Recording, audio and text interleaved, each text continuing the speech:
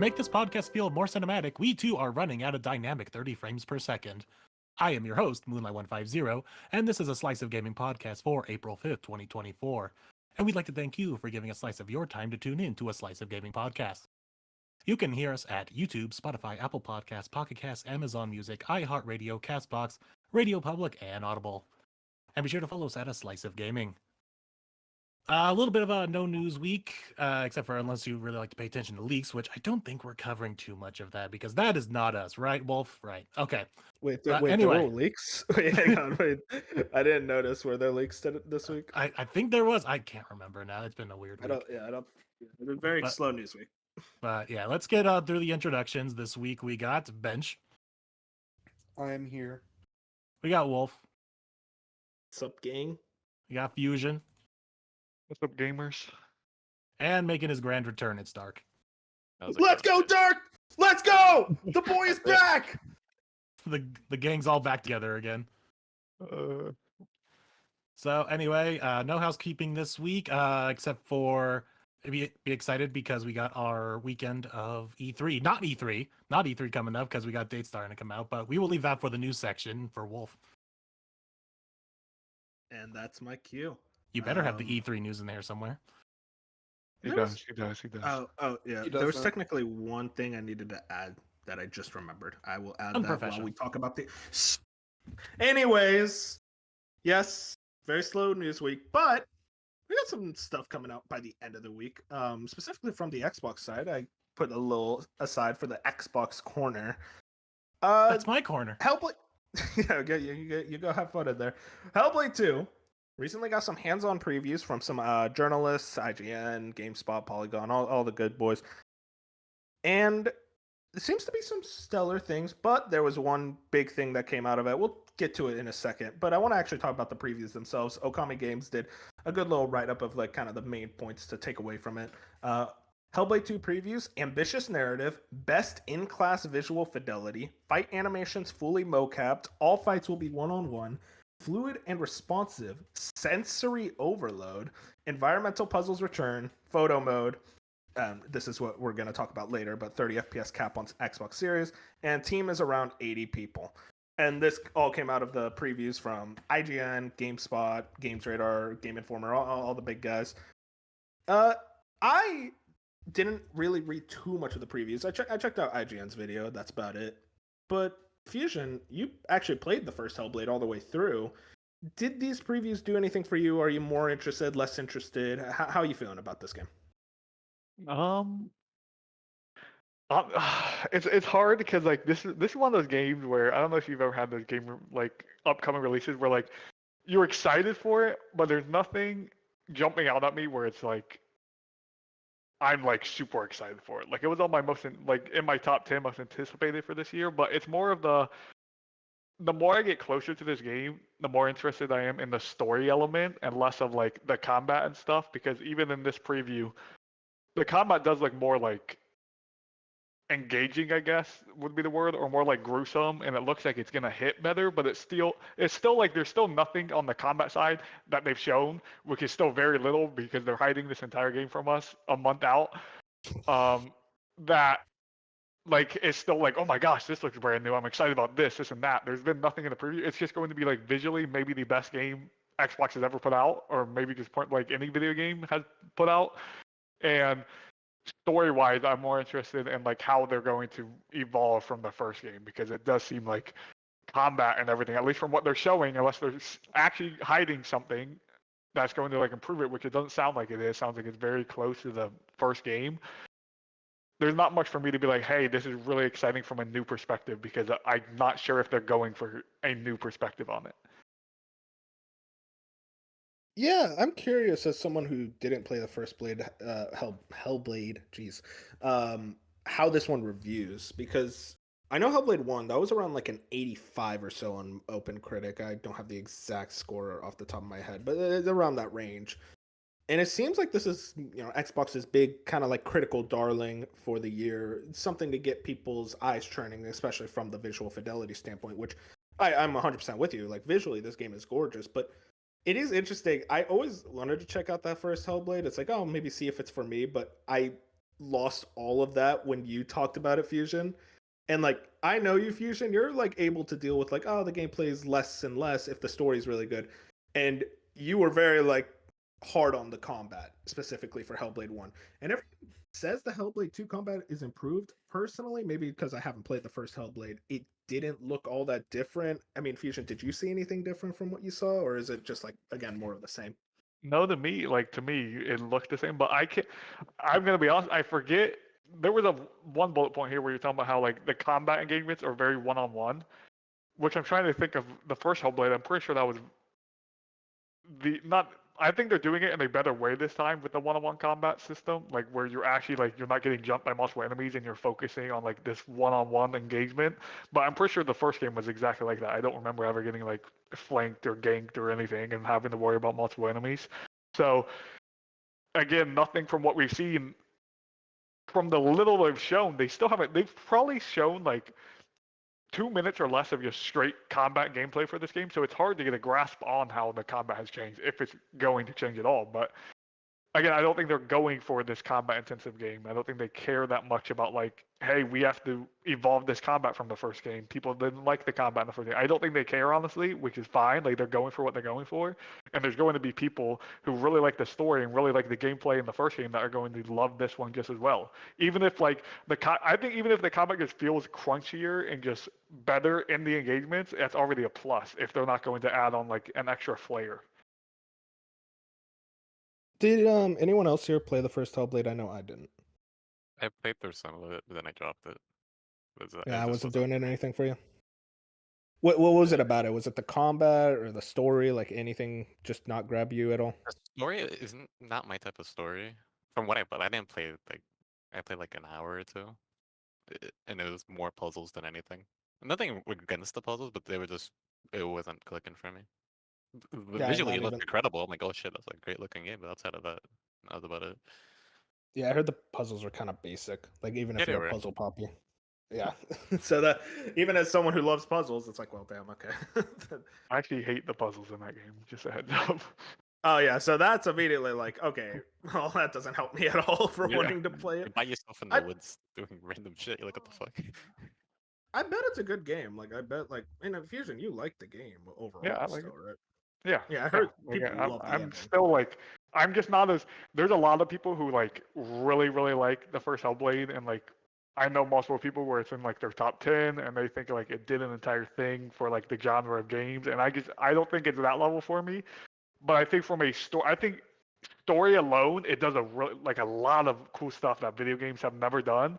But it's the puzzles and gameplay that never really stuck with me. Where I'm like, this transcends past anything else in the gaming space. Like I feel like if they could have knocked those other two things out of the park, then we really would be talking about the first Hellblade about like this is one of the games of all time, blah blah blah, because of the things they do with the voices and the voice acting and the audio and all of that. But it's just it's going to be a type of game where you're either completely in on the combat and the puzzles, or you're going to be completely out. And I feel like more often than not, more people are going to be not interested. Maybe not completely out, but they're not going to be interested in the actual gameplay loop of Hellblade. This game fills a certain niche, and in that niche, I don't even know what you would call it. It's probably the best of its class. But if you're not into it, it's not for you. And I mean, like, I think the good thing about Hellblade 2, at least from like a wider industry perspective, is it adds like variety for Xbox, which is something that they kind of lacked in the Xbox One generation. And now, we see with Hellblade event like later this year, we're getting Indiana Jones, Avowed. It's an exciting year. Like at least like just looking from the first party studios format, I'm like, yeah, there's a lot of stuff here that I'm really interested in checking out. We gotta talk about the elephant in the room though. And that's this article from VGC kind of breaks it down. Tom Ivan. Hellblade 2 runs at 30 FPS with a dynamic resolution on Xbox Series X/S. Hellblade 2 runs at 30. That's according to a new preview by GamePro, which reports that the game won't offer any graphics modes and that the frame rate can only be increased on PC. The game's visual effects director Mark Slater Tunstall reportedly told the site that the decision should make the experience feel more cinematic, similar to movies that run at 24 FPS. Another major first-party Xbox Series X/S game, Starfield, had its frame rate, and that's like extra background. Here's my thing. that comment from Mr. Visual Effects Director is so bullshit. Because if you really did want to do that, then the PC version would be locked at 24 FPS. Like, just say like you weren't able to make it work on console at 60 FPS. Fine, okay. I'm annoyed, but I'll take the explanation. But to try to say, well, it's a cinematic experience. It's like, okay, lock it on PC then if you really want to preserve that cinematic experience. So that annoyed me, but I guess it's just in general.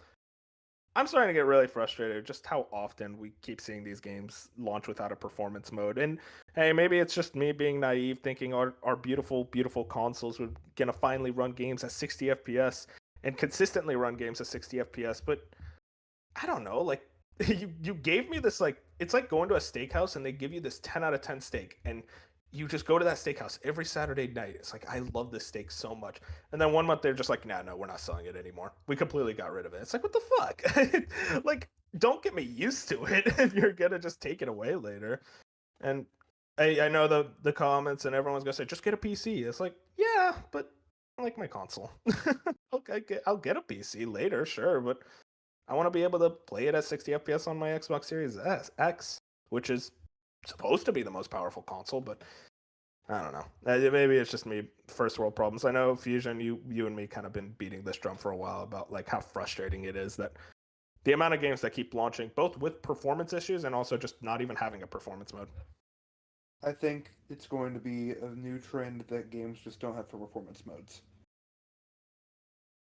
Well, old trend becoming back, I guess. Old trend becoming new. Hey, but we had 60 FPS back on PS2, man. So That's the thing people need to understand real quick is we've had 60 FPS games on PS2, and then the PS3 generation, it was a big thing to make the games look more pretty, so that they sacrificed FPS for that. So we literally went from 60 FPS to 30, and then to 60, and now we're back to 30. Yeah, it's always when they're pushing the tech. My thing is, I'll name drop Bop here because Bop's one of the people who fine 30 FPS, whatever, but he always says like, if the game's ambitions are so large that they have to drop the frame rate, or like if it's either the ambitions or the 60 FPS, cool. But to me, there has not been a single game this generation that have shown me. I understand Starfront had 1,000 planets. They all sucked. The 1,000 planets weren't needed. Maybe go to 100 planets and hit 60 FPS, and I guarantee your game would have been better. There's nothing so far from Hellblade other than just being a visual masterpiece that is like, wow, this is shouting, this is so ambitious that they can't hit 60 FPS. When I was talking to him, I brought up Alan Wake 2. Alan Wake 2 looks phenomenal. It's doing ambitious things storytelling-wise, and the way they changed the environment in that game, where just as a flick of a button on your controller, you're changing the entire environment around you. That's ambition. And yet, that game has a performance mode, and it runs really well. It has a 30 FPS mode, has a performance mode, runs great on PC. Like, devs can do it. Certain devs can just do it. I don't know if they're just better than you, and you just have to admit that, hey, we're just not good enough right now to get our game to run at 60 FPS. That's fine. But I don't like when they run in loops and circles saying, hey, we couldn't hit 60 FPS because of ambition or like a creative direction. If your creative direction is we want this game to look like Starfield, for example, where they're like, we want the cinematic experience. I could name 147 video games right now that look better than Starfield. Art style, whatever you want. Your game is not like some Last of Us masterpiece on the visual side.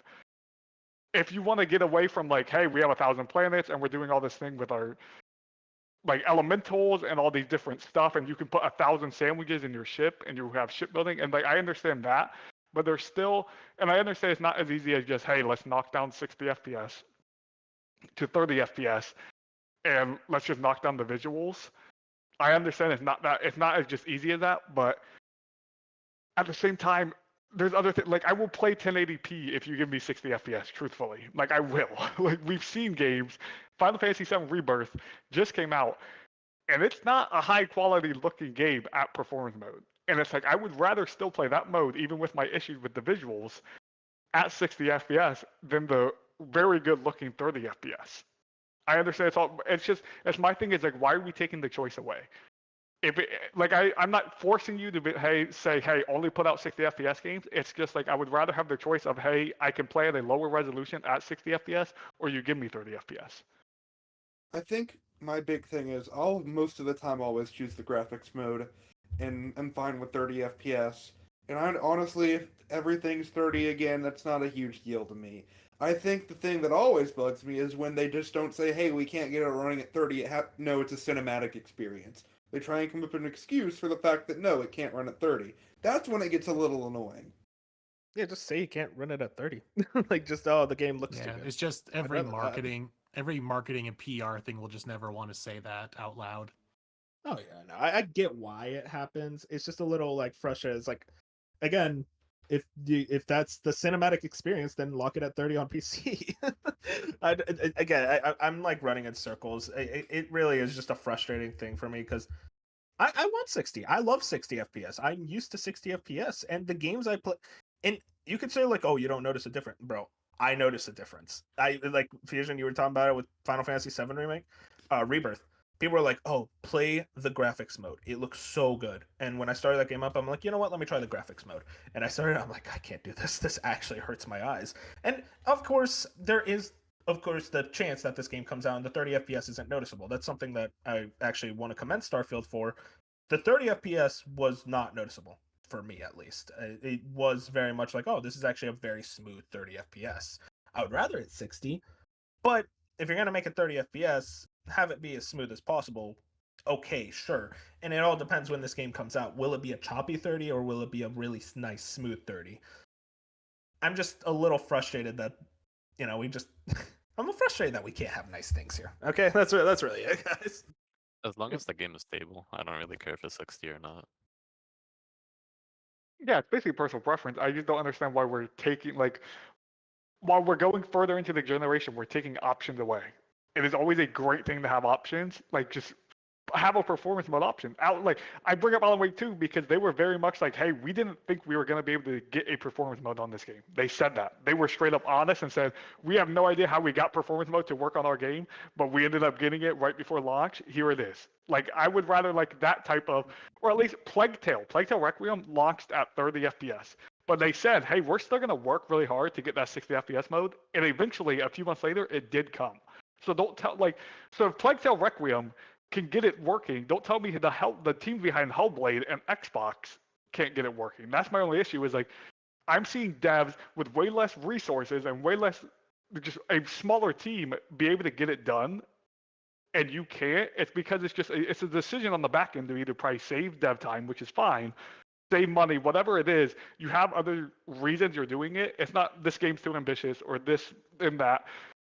And maybe the consoles aren't as powerful as we'd hope they'd be. And that's a whole nother conversation.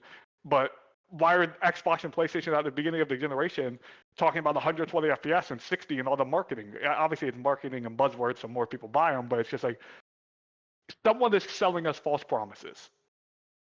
Someone from either the dev teams or the console teams, someone is telling us every year about these false promises. And it's just getting frustrating being 4 years into this generation. When all the cross-gen games, I understand why they ran at 60 FPS. It was easier to have this cross-gen game that wasn't pushing the boundaries. But some of those cross-gen games, aka Horizon, look better than some of these quote-unquote next-gen only games. So like, there's a very limited times where I believe the excuses of these dev teams. And I understand making video games are hard, and I'm not a dev, so I don't know how hard it actually is, but I understand like it takes time and it's going to be work, and maybe adding 60 FPS truly adds months and months and months onto your dev cycle. I don't know, but I just wish as a consumer we got the best of the products, especially when there's multiple times where you wait months later and a 60 FPS patch comes. So like, why are we not delaying the game at that point? It's just a whole cycle of things that really Well, at that happens. last point, it's like every other early broken release. It's because shareholders are saying, "Get this game out. We need our money." Well, yeah, I don't think Xbox is in a position to delay a game just to have 60 Yeah. FPS. Yeah.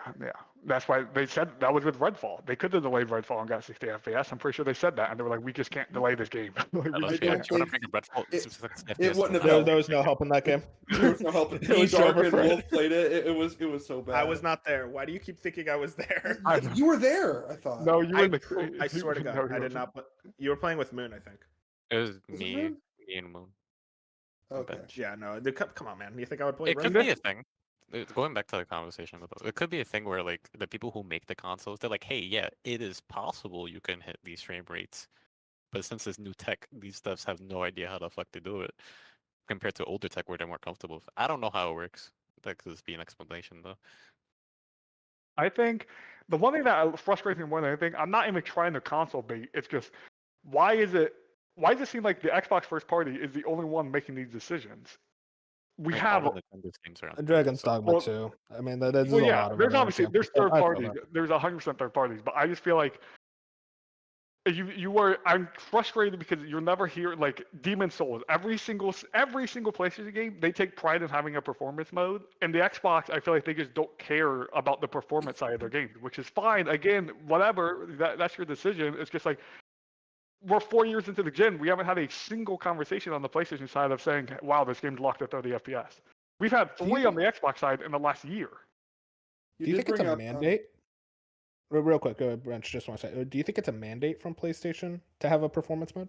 I mean, we I did mean- see that for the we got like leaked specs on what it requires to be a PlayStation 5 Pro game, and like one of those requirements is it has to run at 60 to be like have the stamp PlayStation 5 Pro. Like, yes, this is a Pro. Yeah, but like, that's for optimized Pro. game.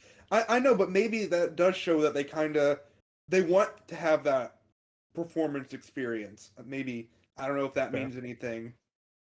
I think they do take tech more serious than the Xbox side, but Xbox has always pushed the creative side, which I love. I love that Xbox is more creative and you have games like Hi-Fi Rush. Like it's just again, it comes back to PlayStation going for that, hey, we are the Apple of gaming, we're the high tech, we're like you get in and you have the PSVR and you have all of this. Think of all the things Sony does on the tech side. Obviously Microsoft and Xbox, they have Windows and PC, but like Sony's hard into like headphones and TVs and VR, and like they're so hard on pushing the tech side where they always want their tech to be top of the line.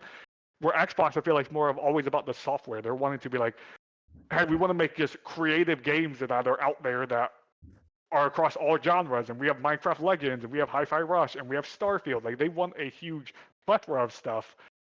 So I think it is just maybe a philosophy like difference at This the is top. a- This is all coming back down. versus like Yeah. master of one type situation you're going into. This just all comes back down to everyone taunting him. Xbox has no games, so now all they're doing is like, look, we have games. Yeah.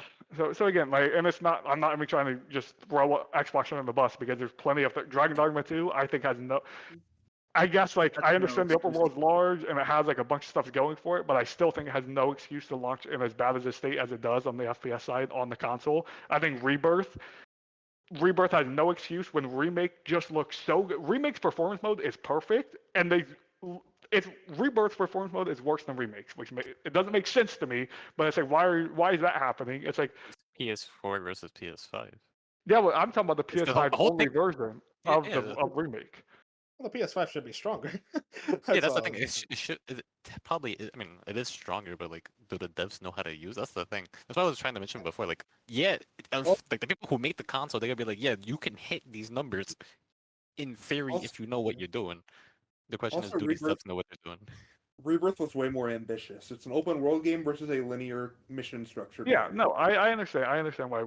I know the whole ambition versus blah blah blah thing, but I do see your point, Dark, where you're talking about like it takes usually a couple of years for devs to unlock the true potential of the consoles, which is why it's almost like the end of every console generation is you're usually getting the best looking games. But my problem is we're 4 years into this console generation.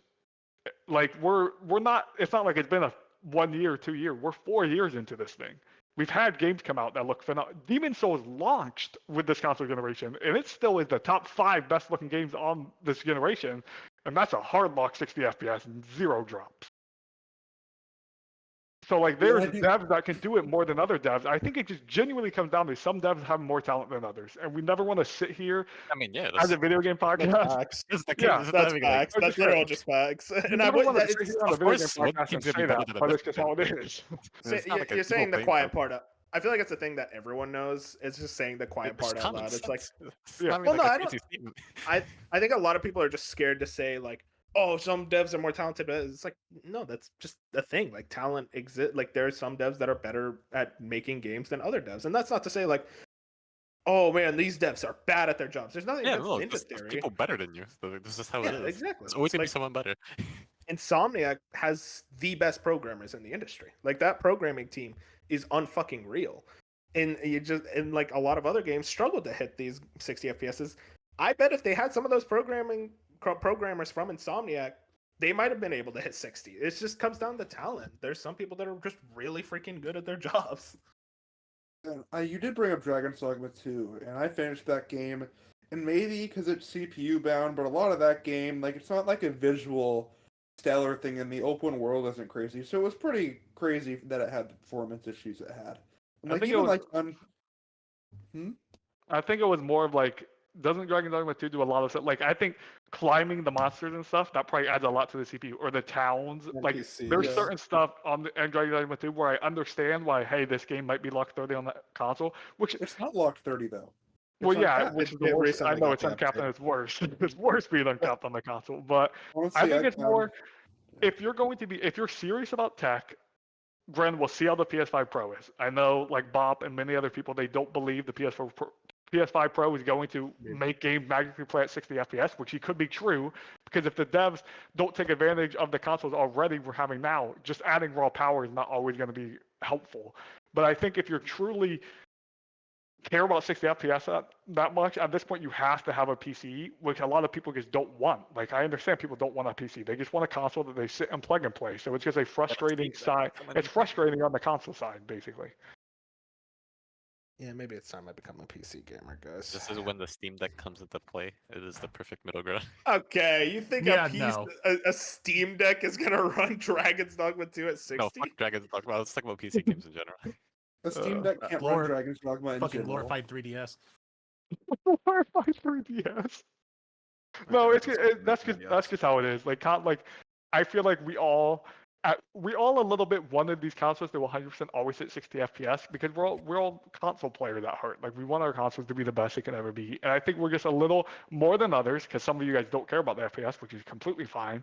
But the people who do, it's more of just like, it's not even just anger. It's just like, we're just sad that we're not getting the 60 FPS when we're like, we thought this was the generation finally. Like, we went through the PS4 generation and the Xbox One generation where, like, so many games were like, get performance mode, and we're like, finally, you gave console players 60 FPS and like the taste of it, and now people don't want to leave it, and then you're taking it away.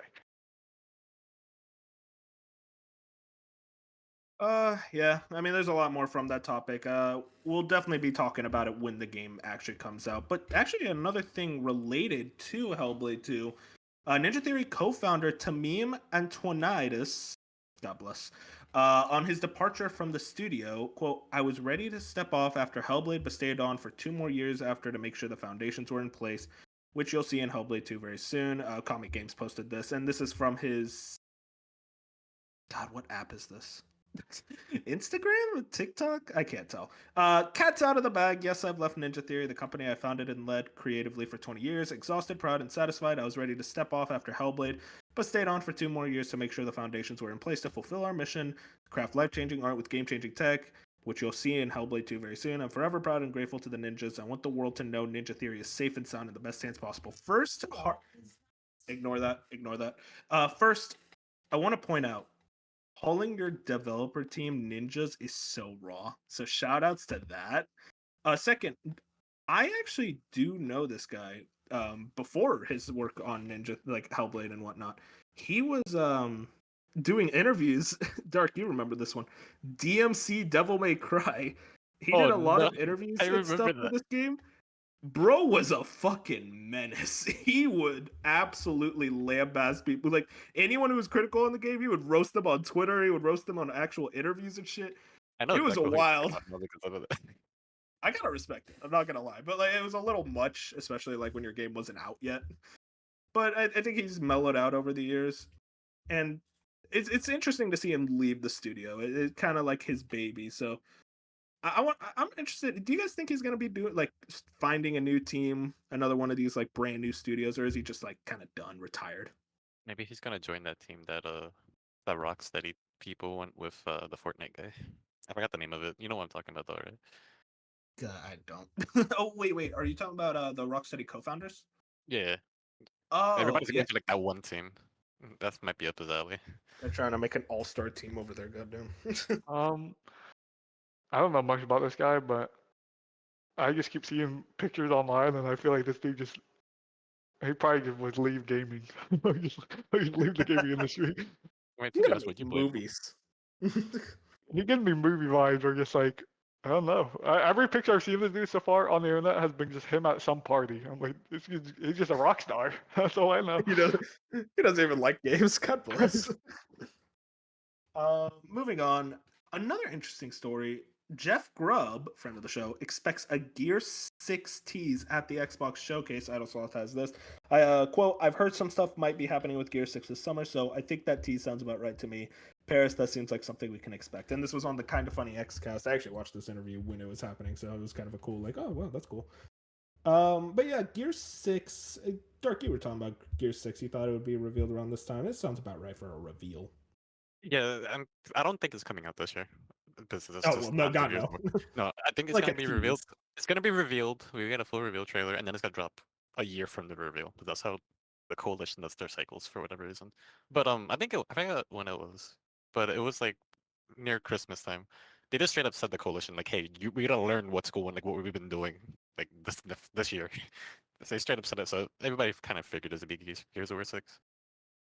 Um, the Yeah, only thing I can really say about it really is that I hope the game is complete, which is kind of really sad saying that out loud. But like, if the game is well, just complete at launch, you'll be fine. Horde That's mode the wasn't real at issue launch with it. for Gears 5, right? Wait, what happened? Horde mode wasn't on Gears 5 for launch, right? Or am I wrong? I feel like It was like Horde some was type of there. mode that people like really love in Gears. It was just lacking a lot of core features, and it's the same thing with Halo Infinite too. Like a lot of core, these games are coming out not ready, and Gears of War has been taking a really long break. So I hope that they spent time making sure the game comes out in a good state. But outside of that, the one thing I am really interested in with Gears of War 6 is that in the campaign at the end there's a choice. There's a really big choice that you have to do. I'm not gonna get into it, but I want to see what the canon. We're gonna probably see in the reveal trailer, like what is the canon choice of it.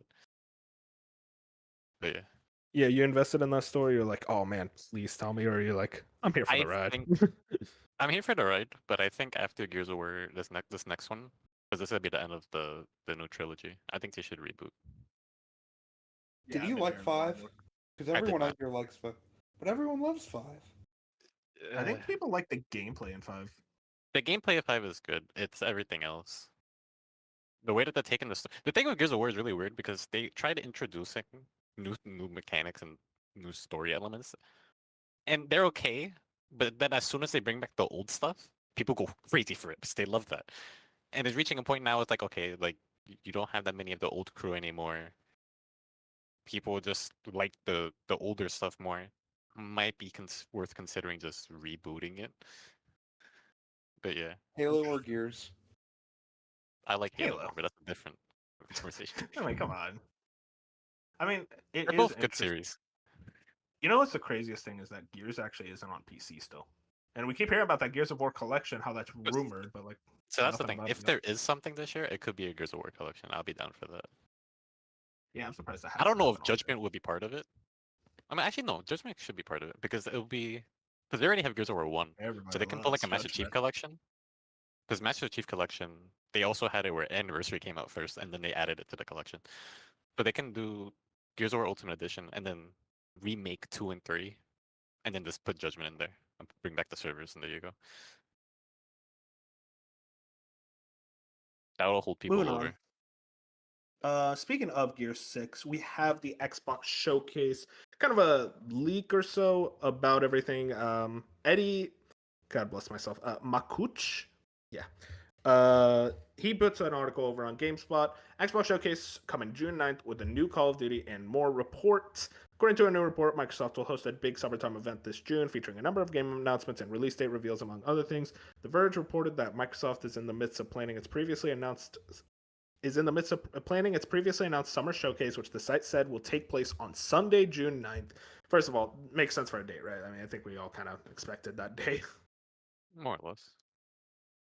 The event will reportedly include the announcement of the next Gears of War game.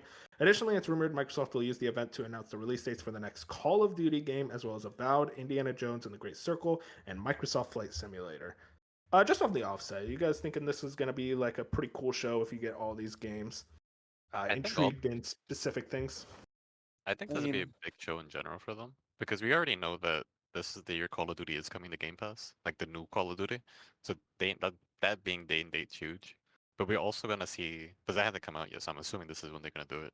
We're gonna see all the Activision Blizzard games probably drop on Game Pass too, and that's gonna be massive in itself. date metaphor for October, and it's the best Xbox show of all time. October, I thought. That's October very 2025. Of course, yeah. Yeah, It's 2025 really being is- test played. More people are playing metaphor for tests than Xbox players in Japan. How does that's? So I sad. mean, yeah, they're testing it out right now, and they're like, "Wow, this is looking like a real good 2025 title." Wolf, I don't. also- There's so much circumstantial evidence to point that it's this year. Why are you? I just think it's funny because you always get mad about it, but like I do actually think it's this year. I just love fucking with you. Also, Fusion, say it with your chest because you just said in Nah, chat this Xbox showcase has to be big every June since 2017. Actually, we have the same. I think this will be a really good show, and last year's was really good. But you can't tell me I'm wrong when every single E3, Oh, yeah, of every June, they're like, "This is the year Xbox really has to show it." We've said that for 7 years, which I really do think they will like show. Like they already showed a lot last year, even if they just start putting dates on things they showed last year or windows or something. Like they showed like 30 games last year with like no dates, which hopefully we get dates this year. But it's like Fable, Perfect Dark, they have so much to show where like PlayStation has nothing to show. So like I just hopefully Xbox actually shows them. You know, the thing is too, a lot of people haven't really followed the Activision deal that closely. They just know like, oh yeah, they bought them. When they go up on stage and show Call of Duty, whatever the fuck it is, and they're gonna be day one on Game Pass, that's gonna be fucking insane. What When is that that? happens. For the Just give casual me people when that don't pay attention, when they see that, that's gonna be gargantuan for Xbox in by itself. I just gotta say this. Just put Black Ops 2 on Game Pass already. They're gonna Guys. do it. Come They're on. like I've they're been gonna. waiting. I've been waiting I for will be months, genuinely Dark. surprised if this is if they either They're gonna don't do it shadow drop 'em. before or at to shout that they own the digital content. Just drop it. That's what I'm saying. I'm just like, They have the I license. want to play Black. I've been wanting to play Black Ops 2 since like the server started working. They would Again. be stupid not to do a layup with this the same I'm day gonna after the showcase. Shadow drop everything. I'm gonna call him out. Moon promised me I would get my Black Ops 2 right when the Activision Blizzard deal would happen. I was like, oh, I'm gonna buy it on the Xbox store. And Moon's like, no, dude, the deal's almost done. Just wait for it, and then you can play it on Game Pass. I'm waiting. I've been dying to play that fucking game for months. Like, we all knew it was going to be at like an event. They're going to make an event out of it. No, Just- you just do it at said E3. when the deal finished, I would get my Black Ops 2. So there's no need to buy the I game. think I he could've wasn't bought alone. it. A lot of people thought that. A lot of people were Most delusionally people like the thought that minute. because of what happened with Bethesda. They were like the Activision minute deal this was goes fine. over, every Activision game's coming, and it was just like that hasn't happened. I think it was Phil who explained it, where he said like with Bethesda they had time to actually set it up, but with Activision, and if you followed that court case, you know how back and forth it was. They didn't have time to set it up. I do Dude. think Call of Duty, all those Call of Duty does go on Game Pass, but there has to be some conversation in the back end where they're like, if we add all these Call of Duties on Game Pass, is that going to stop players from buying the new one? Like, if we could genuinely get Oh, a that's a Black Ops 2, conversation. like you throw Yes Black and Ops 2 no. on Game Pass, and like there's going to be thousands, maybe millions of people who are going to play Black Ops 2 on Game Pass over, hey, let me buy this new one or let me play the new one, because the new one, like, especially in the Call of Duty community, they're so blinded by nostalgia for the very good games 10 years ago that if the moment those games, even think of when Black Ops 2 went backwards compatible, for weeks everyone was on that game. Everyone's like, let me play this game on backwards compatible. So like, if they throw them on Game Pass, especially Modern Warfare 2 and the rest of them, I feel like there is a conversation in the back end where they're like, well, this is probably going to hurt our player base for the newest game. So like, I wonder how they balance that out. Well, I You know think how what it they're gonna balances. do- You know how it balances out. And they're There's all a on Game Madden. Pass. There's a Madden every year. Yeah, no, people Yeah, Better, want yet the older shiny Maddens Here's are the- better. Yeah. People want the If you really shiny wanna- new thing. If you want to get into it too, when and the new Call of Duty drops, there's a very good chance it could be like fucking dog shit because this Call of Duty. Yeah, If but that's the fair. case, just go to Yeah, fucking Black man. Ops 2. There you go. I Go to was- Modern okay, Warfare 2. Here's my thing. I think what they could do is they just drop it Black Ops 2 around like the time the showcase happens, so June, and Call of Duty comes out in November. That's 6 months of Black Ops 2, and then they'll eventually be like, okay, I got my nostalgia filled. Let me play the new thing. You know, So the I don't thing think is it's too, like, that worrying. we keep on this name dropping Black Ops, so there's a good chance it can just be all of Well, them. it'll probably be all of them. We're just naming the best ones. So. Well, no, you're not talking it's about gonna Modern be Warfare 2. Yeah, that's No. not the best one. Okay, Fusion.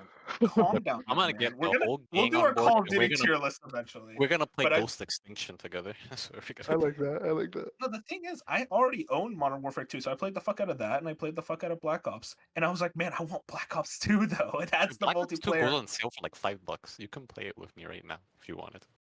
That's $5 too much. That's $5. Dude, no, because I've been promised it was going to be on Game Pass. I mean, I yeah, it will it'll come. come, but at this It'll point, come. if You you just have really to want to wait. play it, don't want to wait. I want to play Black Ops 2. I can't spend $5. Come on, man. That's a cup of coffee. Moving on. We got the next news story, which Bench got mad at me for putting. I'm so sorry, Bench. Yeah. Exclusive. Dead Cells developer to release a new Prince of Persia game in Steam Early Access. This comes from Tom Henderson at Insider Gaming. Ubisoft is set to release its next Prince of Persia game later this year on Steam, developed by Dead Cells developer Evil Empire. The game, The Rogue Prince of Persia, will launch in early access on Steam and mark Ubisoft's first day one Steam release since 2019. Thank God they're putting it on Steam and not Ushit Plus. Sources say The Rogue Prince of Persia is a new roguelite that will receive constant free updates and evolve over time based on community feedback. I did not read that part of the news story. It's understood that the game has been in development for the past 4 years and happened thanks to a discussion between the Evil Empire and Ubisoft at GDC around 2019, soon after Evil Empire was born. Now, I think I'm the only one who's played Dead Cells here, right? I've played it. Oh, Dark. I always knew you were my I favorite. want to play it. I really do. It's Maybe really that's not good. If you It like is like- roguelikes, you're gonna like this. It is the top Fusion. There are times where I'm like, I think I like Dead Cells more than Hades. Just times. I don't know for certain, but I'm like, damn. Okay, Dead I Cells don't know has if I like- would say that. No, but no, it's no, in- I'm it's in not the same saying that. category. It's in the same I'm just saying, like, category of things. They're at the top of the top tier, and Dead Cells is this 10 out of 10 roguelike. I love that game's gameplay loop so fucking much. So to tell me, hey, we're doing that with the Prince of Persia IP, I'm there for it. And especially after Lost Crown, I'm like, yeah, give me more Prince of Persia. I is love getting this like a universe. resurgence. Yeah, we just need that. What was it, Sands of Time remake that's in development hell, and we're back. Just to throw this in here real quick, just for so people know, Evil Empire is not the main dev on Dead Cells. So like that Motion Twin made Dead Cells. Evil Empire did like a lot of the DLC stuff, but just because That's people are even like, better, bro. people are like, well, why are like I thought because Dead Motion Twin has that game coming out. I forget what the name's called, but they Yeah, have it was like another the game furry coming out. game. Yeah, Yeah, I that game, remember that. and that's all Motion Twin's working on that game. So people saw this and they were confused with like, how are they working on a Prince of Persia game where they're also working on this brand new game that's also coming out this year? But yeah, this is basically like the support team for Dead.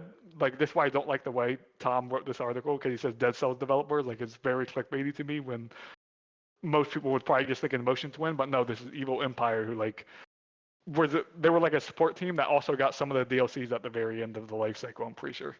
They did the Which I'm Castlevania pretty one. sure. I don't know if they did Castlevania one, but If I'm they pretty did, sure they're still We're good. hits. But it is Yeah, interesting to see the difference if like how the gameplay loop will feel if they will actually feel any difference from this. This is probably this first like this group of people is probably first time building a game from the ground up. Yeah, I understand that. I am intrigued. That Dead Cells DLC from I haven't played all of it, but it was really good, especially the Castlevania DLC. Though I don't think that was the Dead Evil Empire. I might be wrong about that. But I am with you. I did not actually know that Fusion. Tom, what is with you, man? What happened? Yeah, I thought because everyone in the comments are so confused on that on like Twitter, and it's like yeah, if you don't know that like Motion Twin is different than Evil Empire, people are like because no one knows dev team like names. You know what I mean? Unless you're a nerd like us. No one like looks into that stuff. So moving on. Speaking of like Ubisoft, Ubi Forward got a date, which is kind of the Ubisoft E3 presentation on June 10th. Live from LA. I don't know why I added the live from LA part. None of us are going to LA for this, but hey, hey, Moon's close, Ubisoft dude. is- He could get it. That's me. Moon, are you going to LA for this? Probably not. I work. Okay. I work for a living. Oh man, come on. This is our job now. We're gonna be full time by then. Anyways, interesting. Not surprising. Ubisoft always has some type of E3 presentation, but something I wanted to sneak in, kind of semi-related to this. Watch the world premiere of the Star Wars Outlaw story trailer. This is from Ubisoft's Twitter. Story trailer world premiere Tuesday, April 9th, 9 a.m. PST. God, it's so early in the morning. But yeah, it is interesting to see that we're actually getting the Star Wars Outlaw story trailer. I'm a little frustrated that's a story trailer. I wanted some more gameplay, but hey, you know what? Live and learn. But I am intrigued to see where what can show up at this E3 presentation. Fusion, you're the Ubisoft guy. How are you feeling about this one? Very excited. For one, I just want to point out this is now 3 press conferences in the same like 3-day span, which is awesome because I feel like since E3 has died, we've had this thing where it's like these press conferences are like a week or two apart from each other, and it's very nice to have like my favorite thing about E3 back in the day was it was like 4 to 5 straight days of press conferences. Like it was a week, it felt like a week, and right now, as long as other publishers clutch up and start filling some slots close by, this is going to be like an awesome. I feel like it will feel like more E3 vibes compared to in the past where it's like you have Summer Games Fest and then you have to wait an entire week for Xbox, and then Ubisoft is somewhere down the line. Like Ubisoft last year was in like wasn't it September or something crazy? Like it was super late. But on the Ubisoft side specifically, I think I think they have a lot to show. I doubt Beyond Good and Evil ever comes back, but that's a pipe dream. The 2 big ones are probably going to be at this presentation: Outlaws and Assassin's Creed Red. That's why I'm kind of surprised we're getting the Outlaw story trailer now. I think they would have saved that for this presentation. Maybe But it they kind of want like tells a me, gameplay blow up again. yeah, hopefully. I mean, it tells me that this game might be a lot sooner than we expected. Though Fusion, you've been beating the drum for a while that Oh yeah, Outlaws I is think this it's this year. year. Yeah, and Red is 2025, or maybe both are this year. I think a lot of I people think Red is Banks March. think both are this year, but I still think Red slips to next year. But it's also like, I mean, we've had the Splinter Cell remake in the works for a decent time now. They could finally That's show not that, or like the I truly think we probably do get the Far Cry 7 tease. Like this seems about right to me for another Far Cry That's 7 what I like want. teaser trailer. Like there's probably multiple things where they could genuinely they're Just Dance whatever the 700th one, it will be here. Like they're gonna have like what they. I just hope. Do you guys remember how bad it was last year? Their format where they like had the screens and like people came out and talked in front of the game. Oh, last year? Yeah, last year. Do you remember when they were talking about the crew, the motorsport Oh my guy, god. whatever that the Hawaii game? Oh, it was so bad. It was so Okay, bad. I'll tell you this, Fusion. You would not have survived early like E3 presentations then if that was the thing that really killed you. Trust me, like the early 2010s of E3 press conferences was just some dude in a suit talking about financials for like 10 minutes, and then they show like 5 seconds of a game, and then talk about said game for 30 minutes. Well, it's just so weird because Ubisoft in recent years they've been so like you have the dancing and they always have like the hype, but this was literally it literally looked like they were in a press conference room. And then we just have someone new walk on stage, like in this small room. It looked like they were in the back of like an NBA arena with players do like press game conferences. It was just like the entire vibes were weird, but they showed awesome games. Like they showed Prince of Persia and they showed Skull and Bones, I guess, it's the crew and like other stuff. But it was just, I hope they don't go that route with it. Yeah, it seems kind of rough. I'm intrigued to see if they kind of tighten up the format. Hopefully this time around. I do believe that Far Cry 7 tease could be here. It's been a while since 6. It seems like 7's at least close to a reveal. Maybe for next year to get the actual release date, all that good stuff. And Splinter Cell remake, I could see actually also showing up here, but I think that's basically 2025 because we recently got that slate of revealed Ubisoft games at least being worked on internally. It seems like that's 2025. Yeah, I think for sure Far Cry had like probably teases because Far Cry's been on a good. This game comes out every 3-year cycle. So like in reality, a new Far Cry should be coming out this year. It's not obviously because they're taking more time and they're evolving stuff. But like it seems like since we're not going to actually get a Far Cry this game, like we normally probably would, like every 3 years, because the last game was 2021. It's like you're at least probably going to show it off or show something, show like whatever you have, a title or something. moving on. We got an update in terms of the sales for Dragon's Dogma 2. Warrior 64 has this one. Dragon's Dogma 2 has sold over 2.5 million units worldwide. Dragon's Dogma series cumulative sales are now over 10 million units. I saw a lot of people were shocked by the 10 million. It's like, whoa, it sold 7.5 million units the first game. It's like that game is on sale for like $2 all the time. I would hope it's sold that many units. But yeah, are we thinking this is a good sales launch, like disappointing, or is this a overall like W? I'd say this is great for Dragon's Dogma specifically for what the franchise usually sells. For Yeah, a I think dead this is pretty franchise, this good. is pretty good. You guys Yeah, gotta I stop think talking at the same I time. know they like to do that. Yeah, I think this is very good. Like, what 2.5? That's insane. I feel like for this game, honestly. Oh yeah, in a week especially, that's the big thing. Like it took freaking Alan Wake months to hit 1 million, and they were hyped. So they should be hyped for this. Like I feel like what did Rebirth sell? I know that's only one platform, but do you Binks went down the numbers immediately. I don't Binks, think what they've did Rebirth actually sell? released. I don't think they released. We the haven't They we haven't haven't heard released Rebirth anything. numbers Oh, yet. oh, that's not Okay. good. I mean, Square's not Probably happy. not. Oh, Square's upset again. They can't say They're it did failed. not. They can't say that it failed because they sold all their Western studios. Failed to meet our expectations. Get prepared to say that. I mean, like They I never think it said their sold probably. expectations.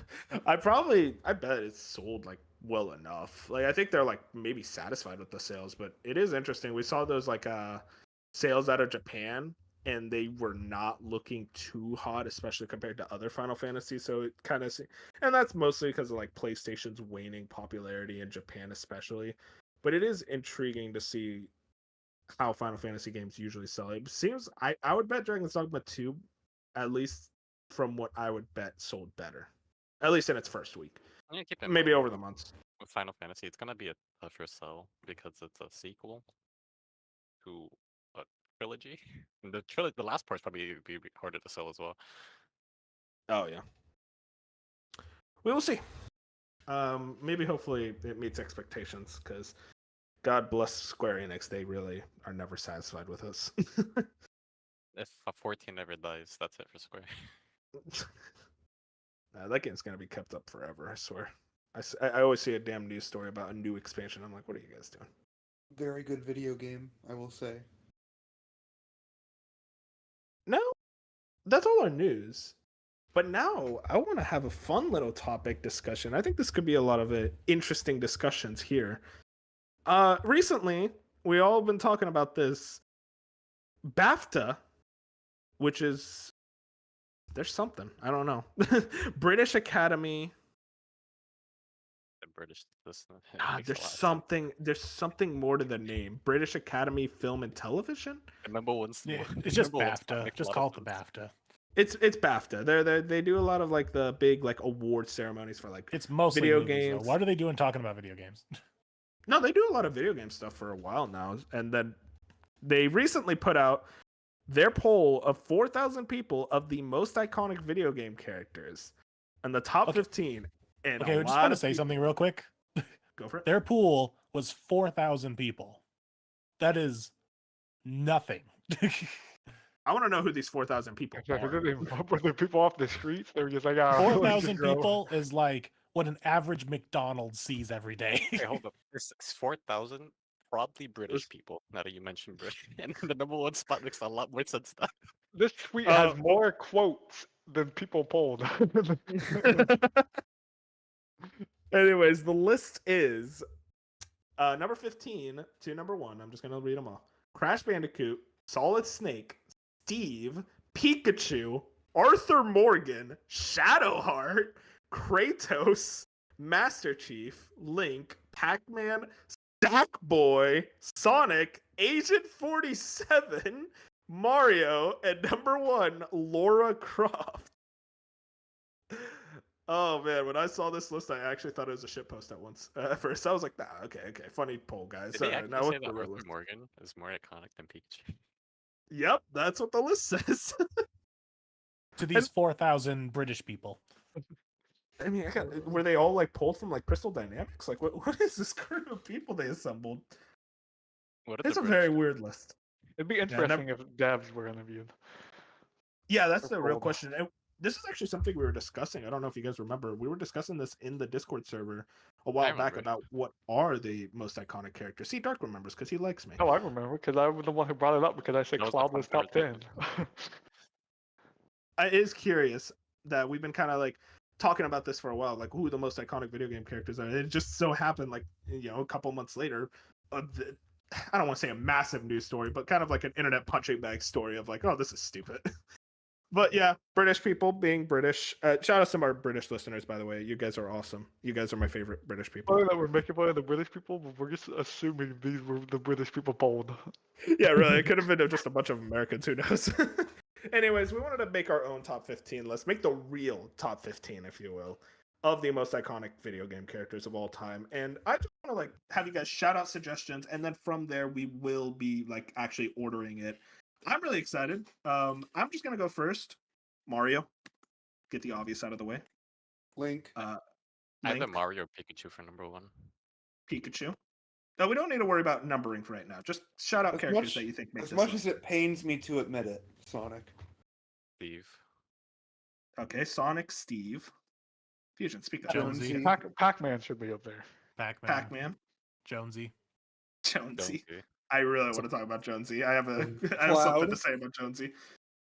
Cloud is Cloud. really your like I eighth. really pick. think Cloud should go up there, but I also think Laura Croft is up there. I don't know why you were Lara laughing Croft at is her. up Well, I there. don't know. Makes more sense. Just Lara number Croft is one. definitely That's why I'm laughing. It's like I'm number not one. upset at it. I'm not saying it's right, but if someone told me Laura Croft's the most like known character, I don't know how it goes over Mario and a couple of others. I wouldn't be like, "Wow, you're really dumb." I'd be like, "Okay." I think we can That's the thing, though. entertain. It's over Mario. That's the I think- weird thing. Put Samus. I think we can entertain the idea of Arthur Samus? Morgan.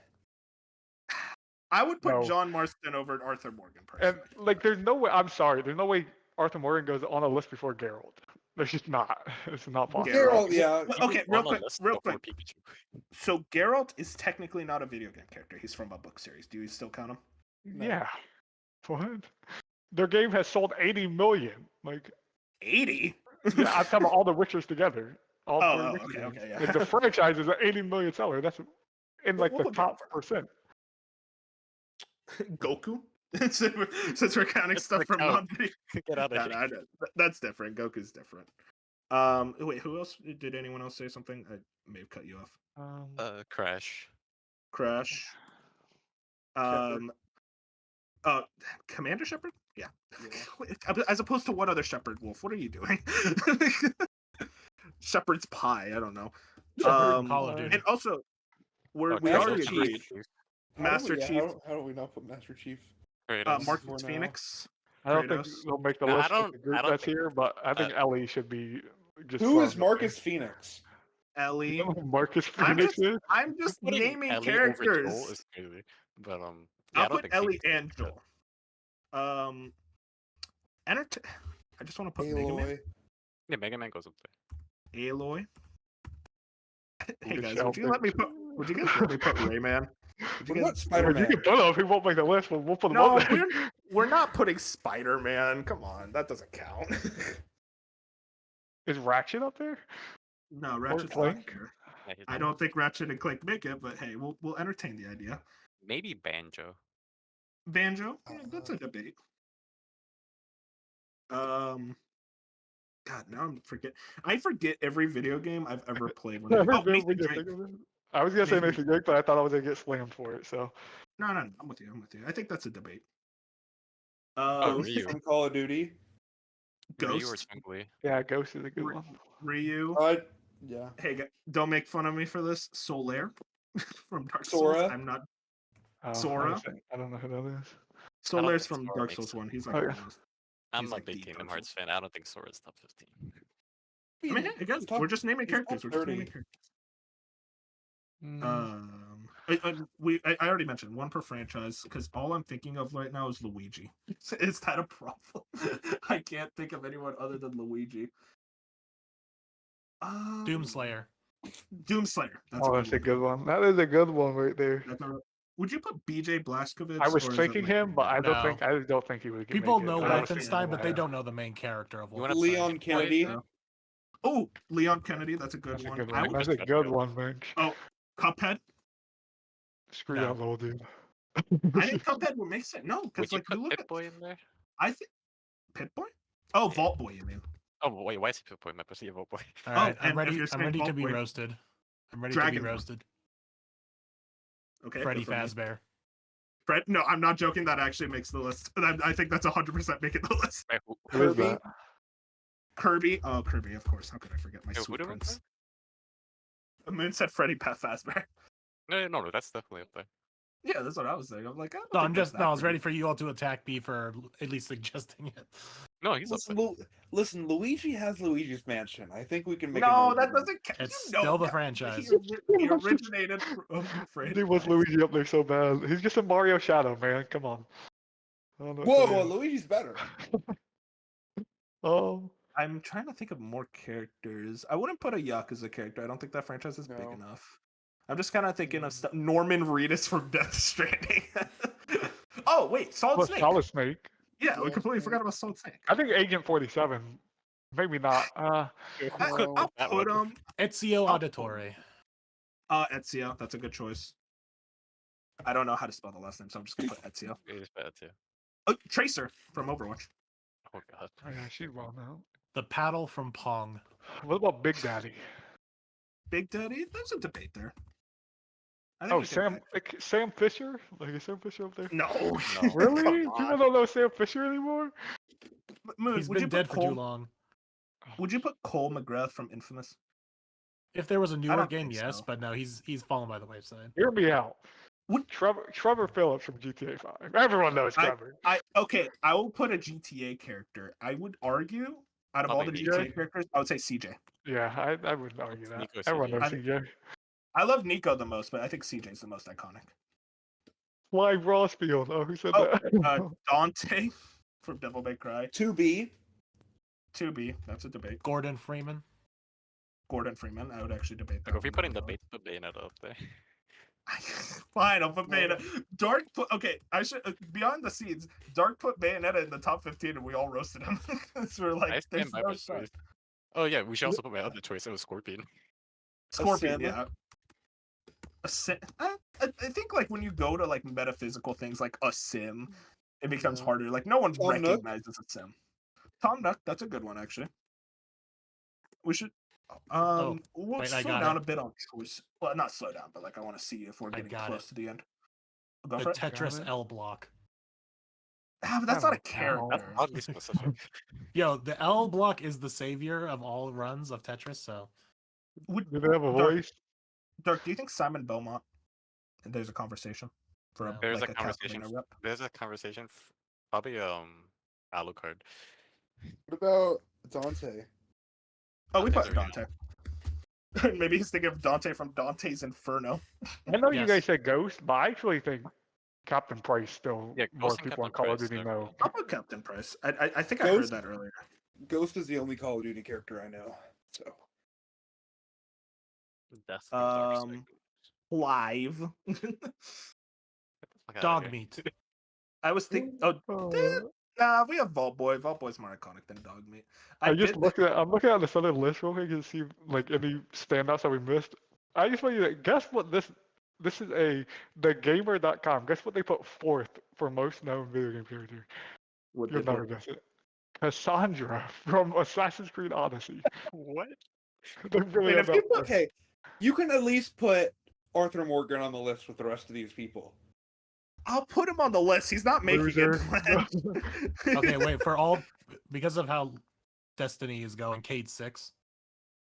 8-6 would probably be up there. To be honest. Kate Yeah, the Six, chain.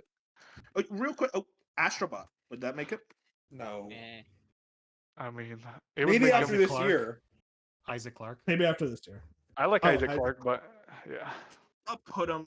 I think we can. We're starting to hit the. Yeah, bottom we of- should we're not probably just bottom of start. it. Yeah, I think it's time to start cutting. Okay, so number one, I would debate. I think Pikachu's number one over It's Mario. Mario or Pikachu. It's Pikachu. I think it's Pikachu. You guys don't think okay. it's Steve?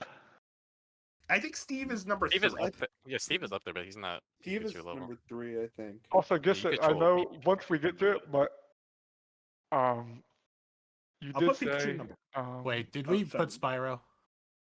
Spyro's No, not we didn't. making it. I'm the biggest Okay. Spyro fan I know, but it's not making it. At least Spyro not over Crash.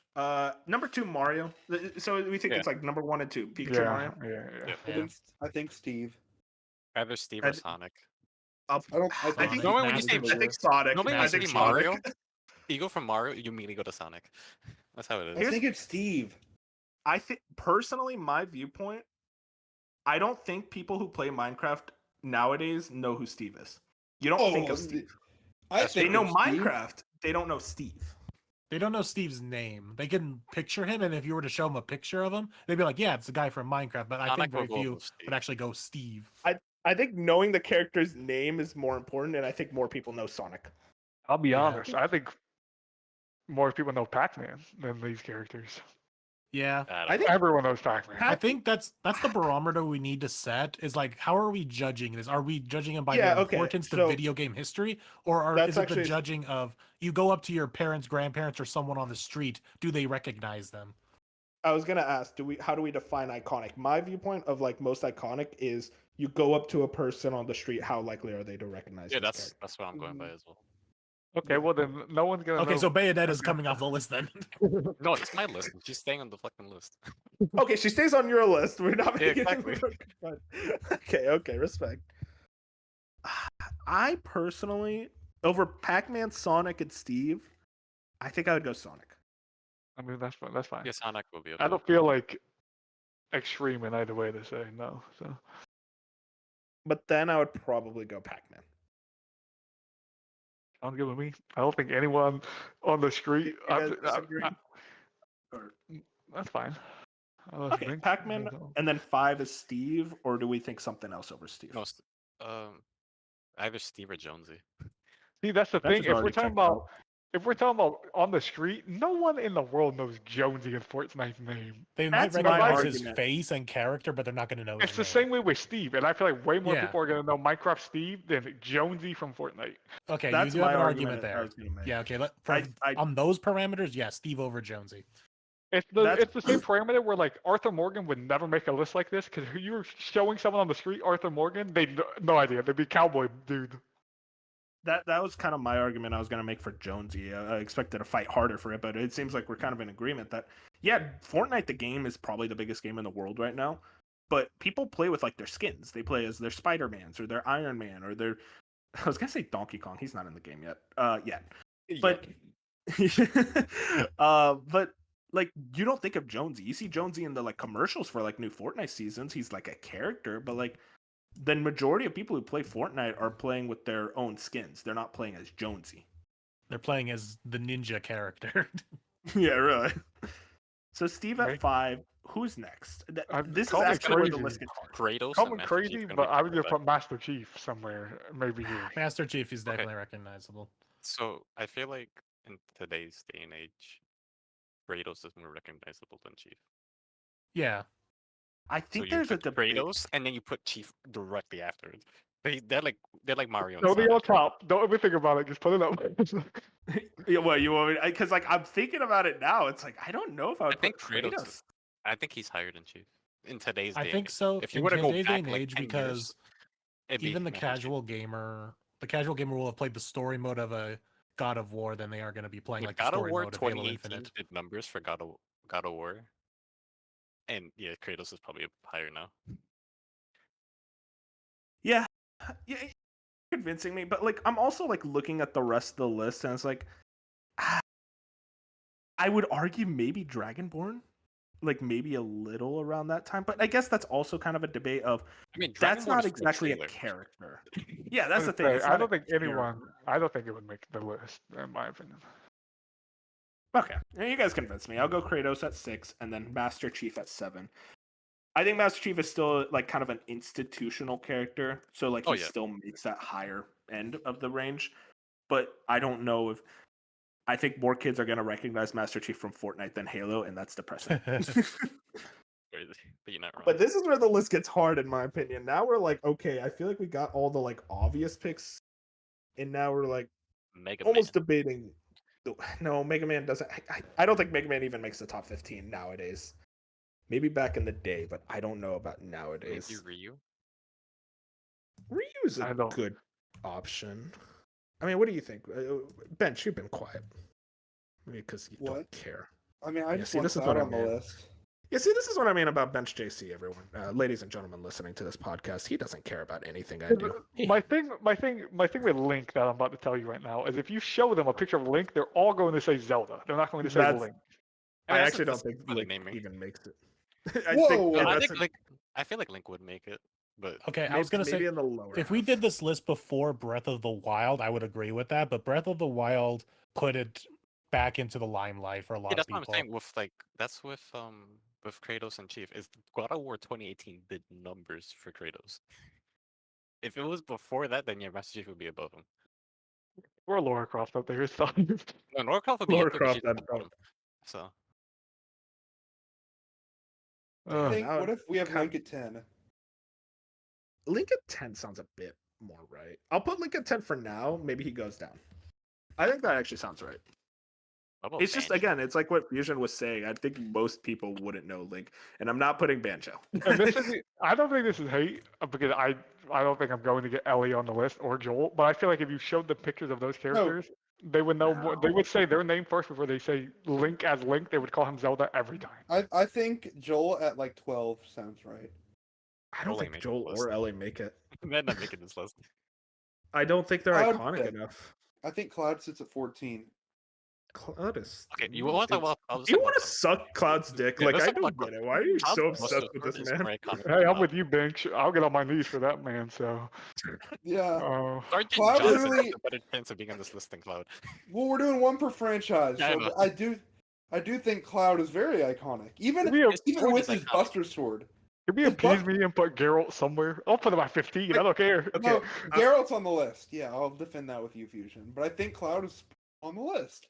I don't When care you talk where You he's on talk the to list. somebody about Cloud, they're gonna be Okay. like, "Oh yeah, it's the guy with the big ass sword." They Yeah, know the like- sword more than Cloud. Okay, guys, still don't get think- mad at me.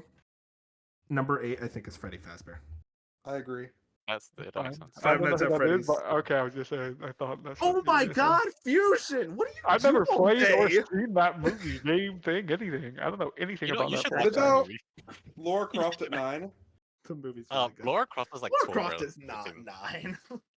Lara I Croft You is don't- guys, you guys are sleeping on Lara Croft. I don't think as many people know about Lara Croft as you guys think. What about Snake at 9? There's no way I more love Metal people know Gear. Snake It's than Lara not. Croft. I don't. Okay, you know what? Now that Fusion's kind of roasting Metal Gear now. Honestly, I'm not roasting Metal Gear. It's Wait, just wait, I'm gonna- fact. No, Kirby at 8 or Kirby at 9. If I think if Metal Kirby- Gear, if Konami was smart and they were Metal Gear still being made and stuff, then I would say 100% Snake should be in the top 10. But I don't think Metal Gear is as talked about now as it used to be, which is bullshit. But hey, I think I Kirby just- at 9 is right though for bench. Like Kirby Yeah. has to be top 10, right? Everyone knows I- Kirby. I think Kirby makes. I'll put Kirby at 9 for now. I think that's definitely something that we could think about later, though. Where's Cloud going? I don't think Cloud Nowhere makes Off the list, number 16. No, Cloud makes the list. You're insane don't- if you think otherwise. I don't know, No, I Bench. don't I'm looking at the genuinely rest of the characters, and Jordan. I'm like, I'm with you, bench, but we'll see. We'll see. We'll see. okay, real quick. I think Ryu and Scorpion make the list. Yeah, they're gonna be What? like Ryu? they're one of those twin I characters. think Ryu is iconic enough. Street Fighter is okay. Think of a fighting game. What are the first 2 fighting games you think of? Street right Fighter, now. Mortal Kombat. Agree. Ryu. Ryu and I think Chun-Li. of what's that one? I think of Sub Zero. That's Okay, Mortal Kombat. Do you think it's Scorpion or Sub Zero first from Mortal Kombat, guys? Actually, real Scorpion. genuine. Because I always think of Scorpion because that's my boy. I think I most people think Sub Zero, Scorpion. but I don't play those games. But so. an argument can be made for Sub Zero. I'm gonna say Scorpion. I mean, they've been what if we pushing put Scorpion more as of late. So What if we say Scorpion / Sub Zero? Would people hate us for that? No, no, that's Yeah, okay. cheating. You gotta No, pick one. Okay. it's Scorpion. I think Scorpion's have it. fine. I think more people would know Scorpion. Okay. And then I still think Ryu is more kind of. I won't put Ryu now since Fusion's kind of against it right now. I'm not against it, but my thing is like Geralt has to make this list. I think more people know Geralt than Ryu. I'll put Geralt No. at 15 for now. I do believe that. I think even if you look at, I guarantee franchise sales, The Witcher has sold way more than. No. No. You want to put money on it? Oh There's no, no way. actually, hang on. 80 million versus Street Fighter.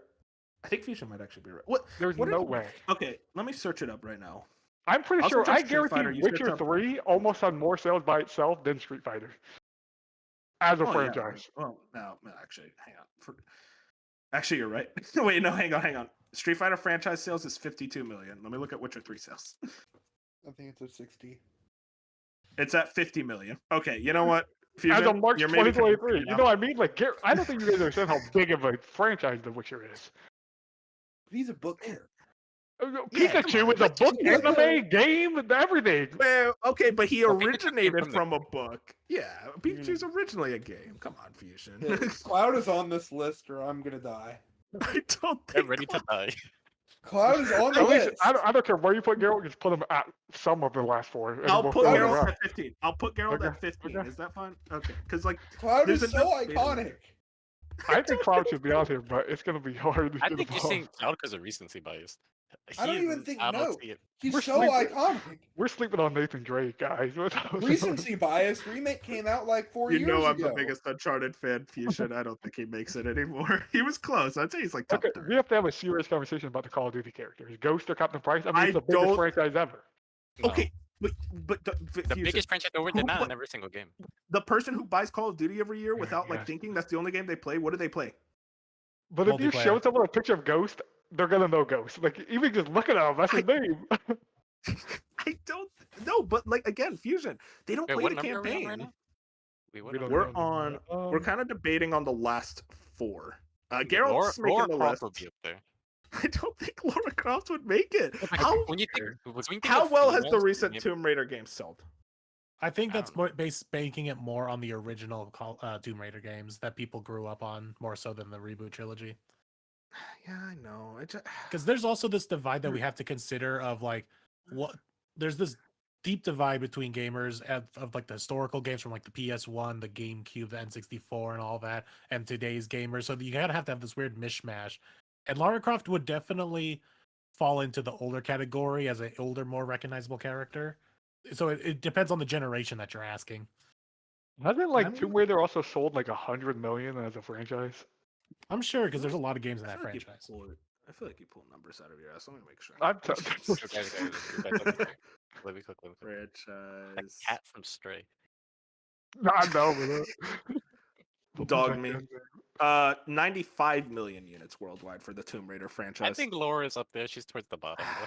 I'll put her at 14. How about that? You know what? That's She Cloud is deserves at recognition 13. because if you were to say like the most recognizable female video game characters, she's like in the say, top we five. need some females on this list, guys. Yeah, Look at it. I would say That's yeah, okay, I'd that say I'll she's give more for it. recognizable than even Samus. Yeah, that's fair enough. Yeah, Okay. she is Yeah. very recognizable to Samus.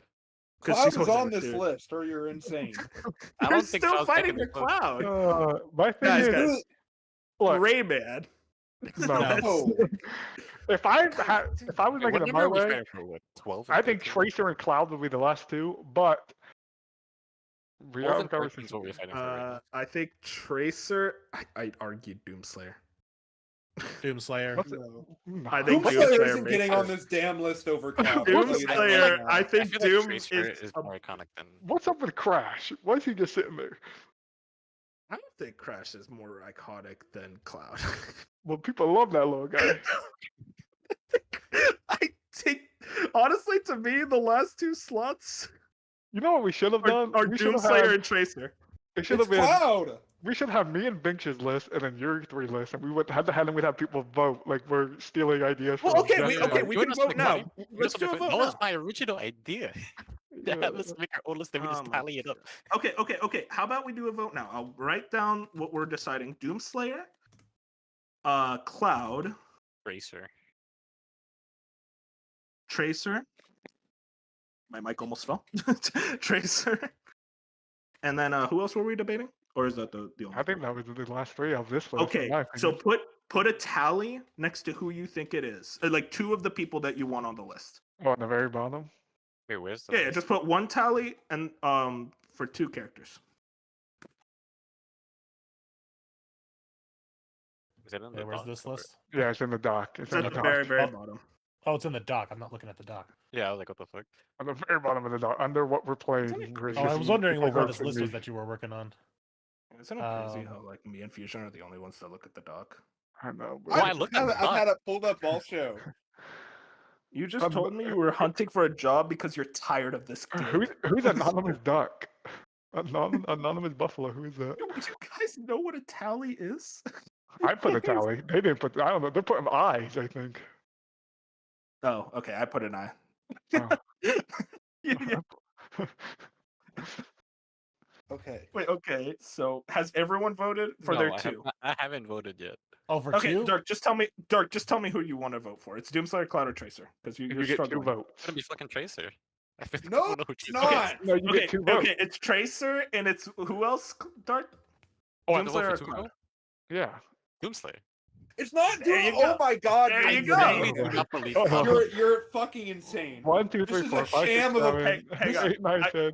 This is a sham of a podcast. We all need to be fired right here and now. Okay, Whoa, don't- not me. don't whine. Okay, don't whine too much because Tracer lost.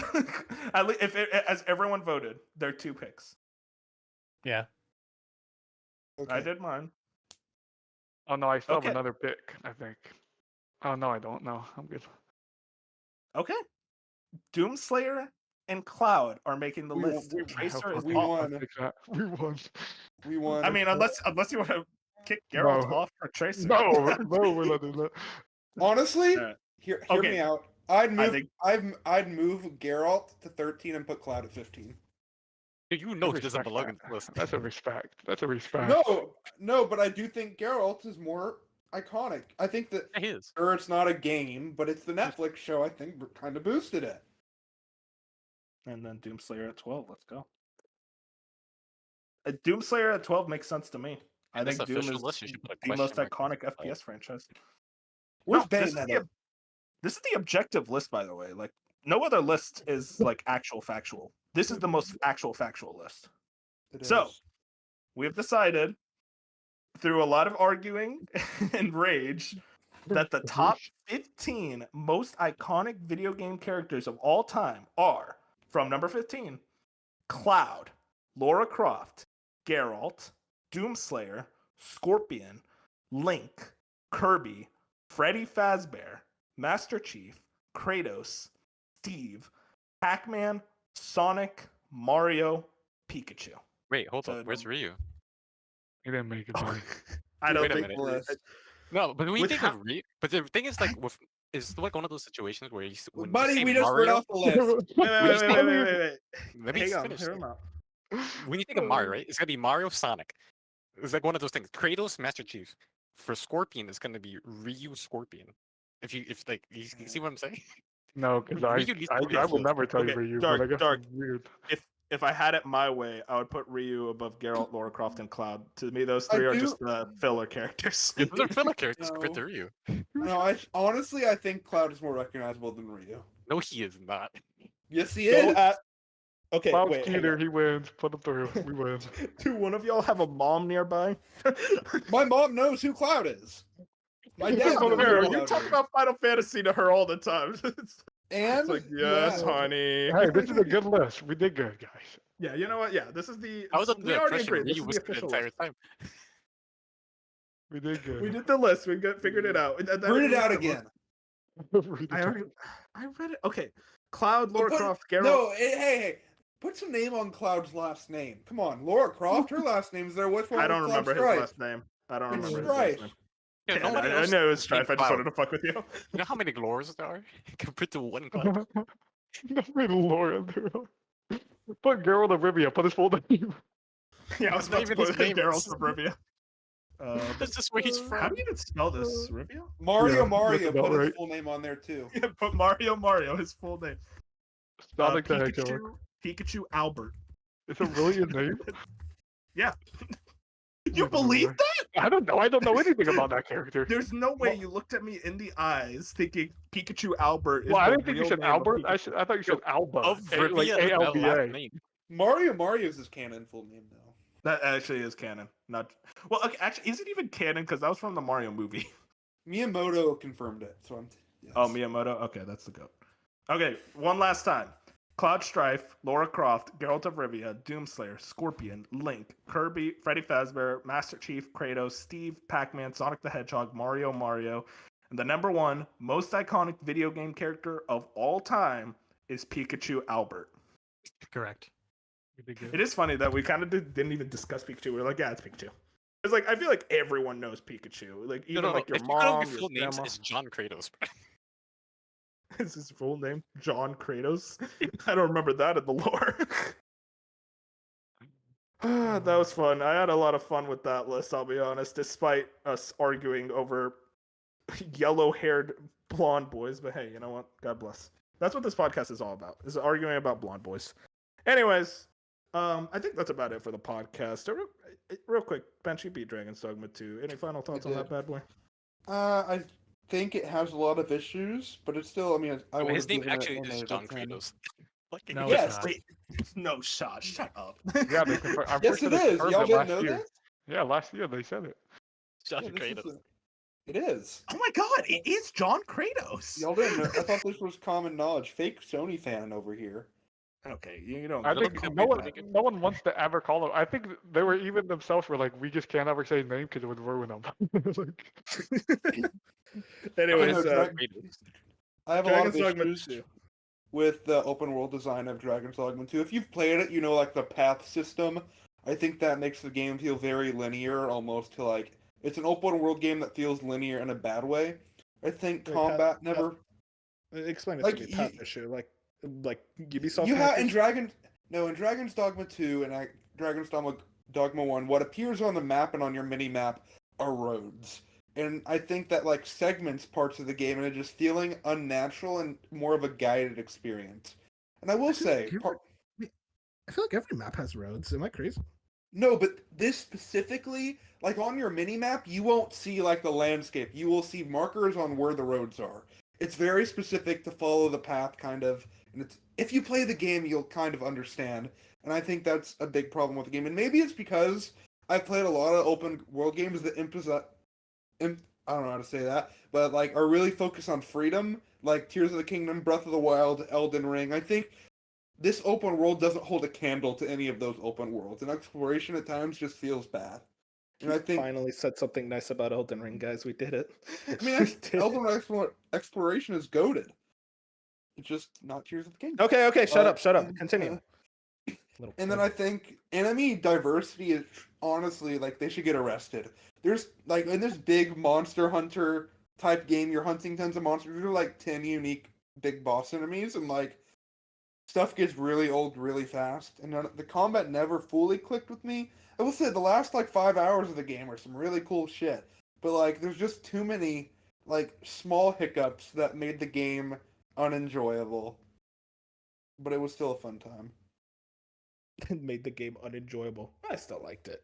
It's just a wild sentence put together. I know what you mean, though. Yeah. Is it just a lot of goblins, like the same old mook Yeah, enemies? there's, You're like- not doing anything interesting Yeah, with them. and then eventually you're like, it's never a good thing in a game. And I ran into the same issue with Halo 2, where I just don't have an interest in combat because I don't find it fun, so I'm just avoiding all the enemies because I just want to like get on with it. Oh, this You got lost okay. in You damn talk life. shit about me You did skipping this on purpose. cutscenes. Skipping cutscenes is apparently frowned upon, but we could skip combat encounters. This is a hate piece to get somebody's attention. No, Hi, Bob. I think my biggest criticism I can give a game, or one of the biggest criticisms, is that I don't like the combat or like don't have like fun with it to the point where I'd rather just find a game it to avoid it, because I just like get nothing out of the combat. Like if I got into a trash enemy encounter in Dragon's Dogma 2, I'd be actively annoyed. Because it's just like one more That's thing fair I have to do, and some of them are just annoying to kill and have like hard scales, and it's just really annoying. So, What was annoying to kill in Halo? I mean, I just didn't know. I think nothing was annoying to kill in Halo. I just didn't get a whole lot of fun with the Halo 2 combat. I just like it. I didn't feel impact from it. Like there was nothing that was really like getting my adrenaline rushing or anything. You're shooting guys. Dude, this guy is not gonna like Doom. That's okay. If you want adrenaline pumping, play Doom because apparently He's gonna dunk on it Fusion too. hates Doom. By the way, I want to point that out. Kidding. Real quick, I want to point out I actually played the Stellar Blade demo, which recently released, right? Like last week, I think. That demo slaps. I am now thoroughly excited for this game. I was kind of like on my radar, but like I want to wait till reviews and stuff.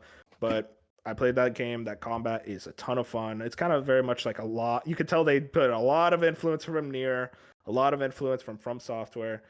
Very much has a lot of that Sekiro combat that I love. Not to the degree of quality of Sekiro. Like the parry is still a little off from what I truly want from a parry.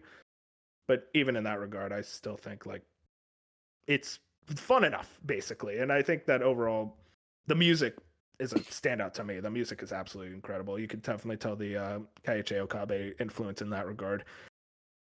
I think this is going to be a one to look out for. That's all I'll say. I see this being a sleeper hit of the year, where by the end of the year, I think you're going to see it on a decent amount of top 10s lists.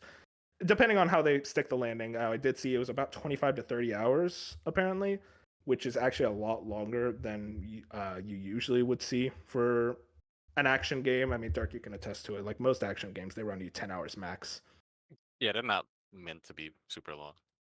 I think 12 Yeah, hours so- is the longest I've I ever. mean, Nier's run like an action game. 25. Yeah, and that's why I kind of mean, think the this is thing going to with be a lot Nier, more RPG based. If you want to go into Nier, the difference with it is that it changes genres a lot. It's not just like action the entire time. Yeah, and I'm kind of just not going to play the demo, but I'm definitely on the day one train because everything I'm hearing about the gameplay and all that seems very good. And I hear the OST is very good as well. So I'm excited for more of a. I mean, yeah, you gotta but play the demo it's first fun. to understand if you're going That's- to be into it. I mean, I'll be into it. So, but I mean, I am excited for it. It should be a good time, and I'm kind of like have an action game will be fun. That's not Dragon's Dogma 2. Anyways, that's about it from what we've been playing. I think we're about ready to call the podcast.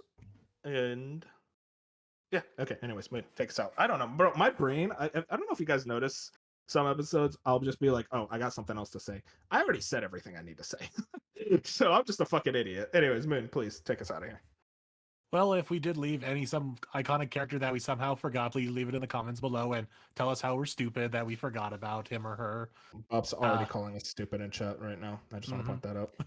Which, by the way, is not my fault. So I hope you guys enjoyed. Make sure to like, comment, subscribe. Next episode's going to be pretty interesting. We got a lot of stuff coming out. We got the Star Wars Outlaws trailer, story trailer. I doubt we're going to get a release date, unfortunately, as much as that pains me to say. Because I think they're going to save that for the Ubisoft show. Anyway, gonna have some good things tomorrow, next week. Because I think also Fusion isn't the indie showcase next week. Yes, I'm pretty sure it's the So come. 10th. Yeah, the 10th. Next So Wednesday. yes, tune in next week where we go all indie. We talk about all the indies that we're excited Me and for. Moon are gonna cover it live. Maybe. Yeah, maybe. So, why am I always the one who gets disrespected in terms of indies? Okay, group therapy session. I love Wow. indies. we didn't say you did. I'm kidding. Continue, man. So be sure to tune in. Make sure to like, comment, subscribe, all that other good stuff, so you see that when it airs. So, and I hope you all have a good evening and good night. Good night, gang. Good night. Dark's the goat. Dark is back. Cocksucker.